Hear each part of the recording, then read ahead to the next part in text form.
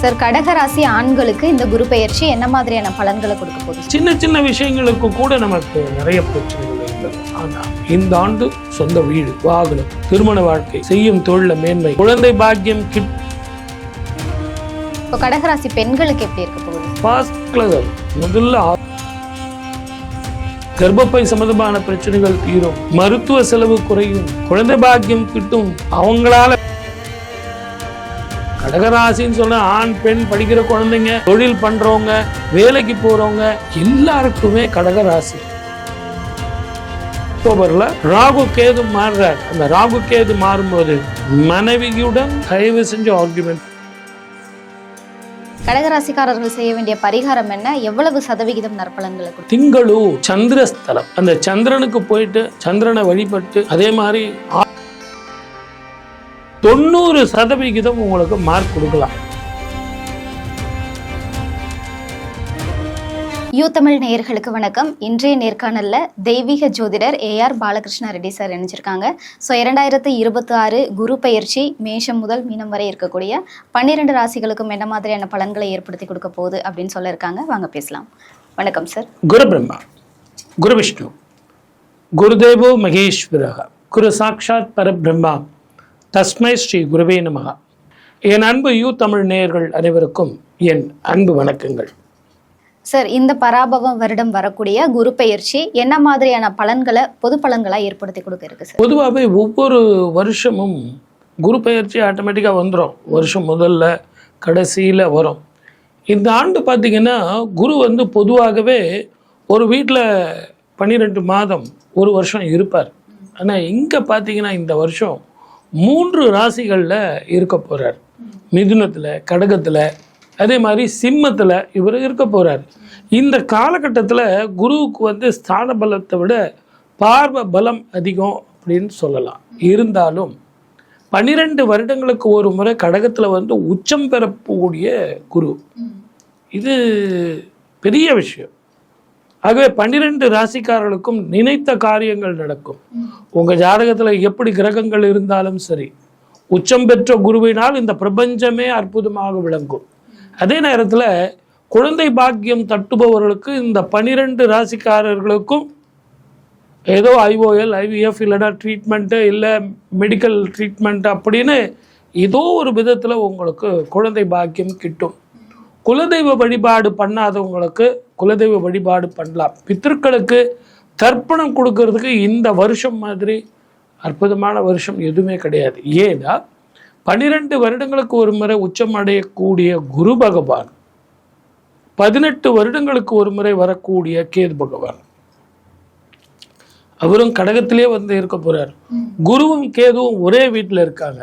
அப்படிப்பட்ட இந்த காலகட்டத்தில் 12 ராசிக்காரர்களும் பித்ருக்களுக்கு தர்ப்பணம் போய் காசியில், ராமேஸ்வரத்தில், கயாவில் நீங்கள் கொடுத்துட்டு வந்தீங்கன்னா அதை விட அற்புத காலம் வேறு எதுவுமே கிடையாது. பணம் வரும், பட்டம் வரும். குரு வந்தாலே கல்யாணம் நடக்குமா, நல்ல வேலை கிடைக்குமா, இடமாற்றம் வருமா, தொழில் மாற்றம் வருமா, 2வது ப்ரமோஷன் வருமா, படிக்கலாமா அப்படின்லாம் கேட்பாங்க. சுப செலவுகள், சுப செய்திகள் வருமா அப்படின்னா எல்லாம் வரும். ஆனால் அதே நேரத்தில் இந்த ஆண்டு குரு ராஜாவாக வர்றார்.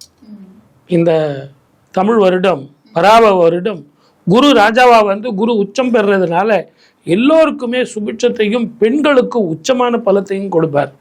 ஆனால் இங்கே வக்கரம் பெற்ற குரு 3 ராசிகளில் இருக்கக்கூடிய குருங்கிறதுனால 3 விதமான ராசிகளுக்கு 3 விதமான பலன்களையும் 3 விதமான பார்வைகள்.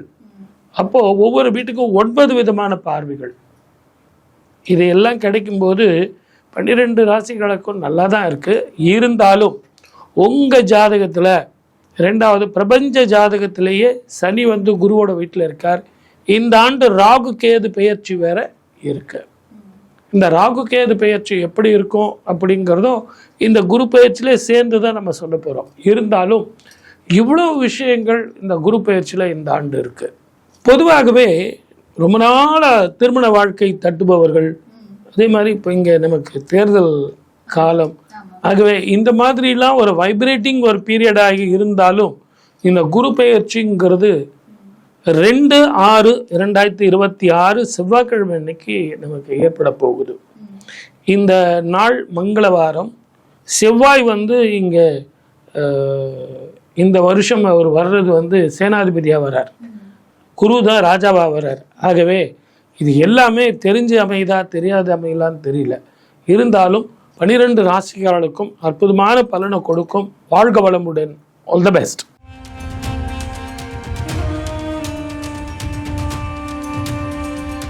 சார், கடகராசி ஆண்களுக்கு இந்த குரு பெயர்ச்சி என்ன மாதிரியான பலன்களை கொடுக்க போகுது சார்? அதாவது அவங்களே பாதி ஜாதகம் பார்த்துட்டு இருப்பாங்க. சார், எனக்கு 12ஆம் வீட்டில் குரு இருக்கார், முதல்ல ஒரு குரு பெயர்ச்சி ஆன பிறகு தானே எனக்கு ஜென்மத்துக்கு வரார், ஜென்மத்துக்கு வந்தோடனே ஜென்மராமர் வனத்தில், அதுக்கப்புறம் 2ஆம் வீட்டுக்கு போகிறார், அதுலேயும் ரொம்ப நாள் இல்லையே சார். ஆக மொத்தம் 1 வருஷமாக இருக்க வேண்டிய குரு 5 மாதம் இப்படி, 6 மாதம் அப்படி, 5 மாதம் இப்படி அப்படின்னு அந்த 1 வருஷத்தை பிச்சு போட்ட மாதிரி பண்ணிடுறாங்க சார். மொத்தத்தில் எனக்கு பலன் கிடைக்குமா கிடைக்காதா? 2வது ராகு கேது மாறுறாங்க. எல்லா ஜோதிடர்களும் இந்த குரு பெயர்ச்சியை பற்றி பேசுகிறமே ஒழிய, குரு உச்சம் அடைகிறாரு உண்மைதான். 12 வருஷத்துக்கு ஒரு முறை, 18 வருஷத்துக்கு ஒரு முறை கேது உச்சம் பெறுகிறார். தர்ப்பணம் பண்ணுறது நல்லது, குலதெய்வ வழிபாடு பண்ணுறது.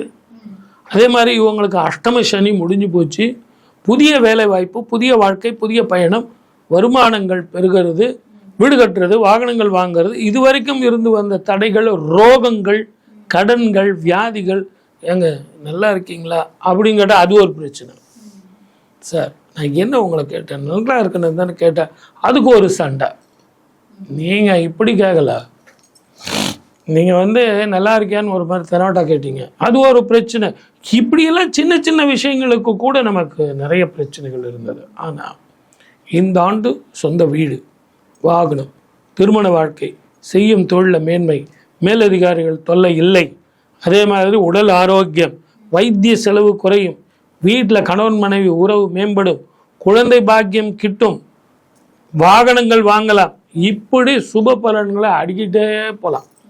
ஓகே சார், இப்போ கடகராசி பெண்களுக்கு எப்படி இருக்க போகுது? ஃபர்ஸ்ட் கிளாஸாக இருக்கும். முதல்ல ஆரோக்கியம், கர்ப்பப்பை சம்பந்தமான பிரச்சனைகள் தீரும், மருத்துவ செலவு குறையும், குழந்தை பாக்கியம் கிட்டும், அவங்களால வீடு வாங்கலாம், அவங்களுக்கும் அண்ணன் தம்பிங்களுக்கும் அவங்களுடைய குடும்ப உறவுகள் மேம்படும், நல்லா இருக்கும். கடகராசின்னு சொன்ன ஆண் பெண், படிக்கிற குழந்தைங்க, தொழில் பண்ணுறவங்க, வேலைக்கு போகிறவங்க எல்லாருக்குமே கடகராசிக்கு மிகப்பெரிய திருப்பம் கிடைக்கும். ஆனால் நல்ல ஞாபகம் வச்சுங்க, அந்த அக்டோபரில் ராகு கேது மாறுறார். அந்த ராகு கேது மாறும்போது மனைவியுடன் தயவு செஞ்சு ஆர்கியூமெண்ட் பண்ணாதீங்க, பார்ட்னர்ஷிப்பில் ஆர்கியூமெண்ட் பண்ணாதீங்க, விட்டு கொடுத்து போங்க. வேற்று மொழி இனத்தவர்களோடு பிரச்சனையை வளர்த்துக்காதீங்க. நீங்கள் வெளிநாட்டில் வேலை செய்கிறீங்க, வெளி மாநிலத்தில் இருக்கீங்க அப்படின்னா அக்டோபரில் ஞாபகம் வச்சுங்க, எல்லாருமே எல்லா ராசிக்கும் 12 ராசிக்கு கடகராசிக்கு ஆஹா ஓஹோன்றாங்க. ஆனால் கவனமாக இருக்க வேண்டியது ராகு கேது பெயர்ச்சியில். சார், இது வந்து குரு பெயர்ச்சி தான், இருந்தாலும் உங்களை நான் ஜாக்கிரதையாக இருக்கணுங்கிறதுக்காக சொல்கிறேன். ஜென்மத்தில் கேதுவும் 7ஆம் இடத்துல ராகுவும் இருக்கிறதுனால அந்த காலகட்டத்தில் கவனமாக இருக்கணும். பயணத்தில் வழக்கு வம்புகளில் கவனமாக இருக்கணும். டிராஃபிக்கில் சிக்னலில் நான் ஜம்ப் பண்ணி ஓட்டினேங்கிறதுலாம் வேண்டாம். நம்ம வேலை என்னவோ அதை ஒண்டி பார்க்கணும்.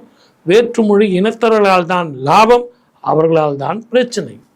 கண்டிப்பா சார். கடகராசிக்காரர்கள் செய்ய வேண்டிய பரிகாரம் என்ன, எவ்வளவு சதவிகிதம் நற்பலன்களை கொடுக்கும்? முதல்ல மனோகாரகன் நமக்கு நிம்மதியாக இருக்கணும்.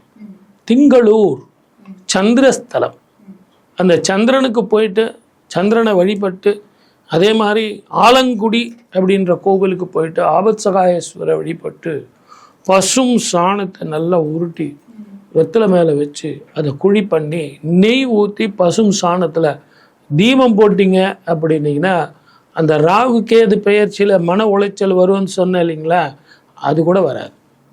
இந்த 1 வருஷம் குரு பெயர்ச்சி எந்த பொசிஷனில் இருந்தாலும் சரி, அவரது பார்வை ஒரு பக்கம் பலம் அதிகம், அவருடைய ஸ்தான பலம் கிடையாது. இருந்தாலும் ஒரு சில ஸ்தான பலம் உங்களுக்கு அற்புதமான பலனை கொடுக்கும். மொத்தத்தில் குரு பெயர்ச்சி கடக ராசி உங்கள் காட்டில் மழை 90% உங்களுக்கு மார்க் கொடுக்கலாம். நன்றி சார். வாழ்க வளமுடன். All the best.